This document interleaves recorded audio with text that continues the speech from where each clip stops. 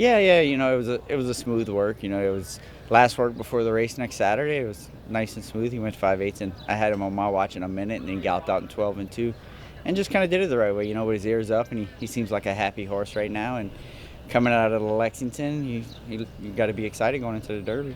Kenny said back in October when the horse won a race here at Churchill Downs that this was a Derby-like horse. Yeah, we thought that from the very beginning. He won first time out here going a mile and a 16th, and he was impressive that day. And after that race, Kenny, we got in the winner's circle, and Kenny did say that. He goes, "This is going to be our Derby horse," and here we are 5 months later. Does it give you confidence that 2 of his 3 wins are here at Churchill? It does. That's another thing. He's kind of done everything we've thrown at him. He's got his 2 wins here at Churchill. He broke his maiden, and then he came back and won the street sense here last fall. So you have to go into this with a lot of confidence, knowing that he gets over the track well, and this is our home. So he's coming out of his own stall, and we're going to lead him over and give us his best shot. Where would you like to see him settle? But we're just going to have to let him find his way.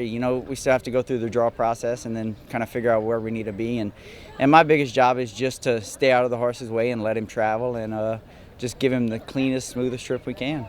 When the news broke yesterday that Hosier and Super Shape were out and you were in, what was your reaction? You're excited. You get up every morning to work for these kind of days, and you always want to participate in the Derby. So to be able to go into the Derby with a horse that we believe has a really legitimate big chance. So we're excited about it. Like I said, my job now is just to go out there and give him the best trip possible, and kind of don't give him any excuses, and let him show his best foot forward.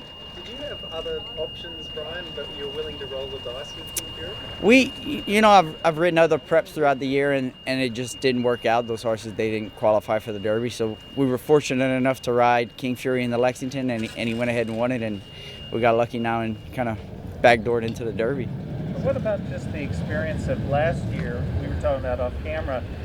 Art Collector, of course, was going to be one of the favorites in last year's Derby, and he had a minor setback, and you had the frustration of him not being able to run, and then this year you get the flip side of getting in toward the last minute. Talk about that whole... Yeah, it's just being in this business after years and years of it, you learn to just kind of ride the roller coaster. Last year we had Art Collector, and he was going to be second choice for the Derby, so we were really, really excited. And then the day before entries come out, he came up with a little foot, so he scrapped that, and we just regrouped, and now we're fortunate enough we have another horse this year, and just looking forward to this year and seeing if King Fury can give us our Derby win we're looking for.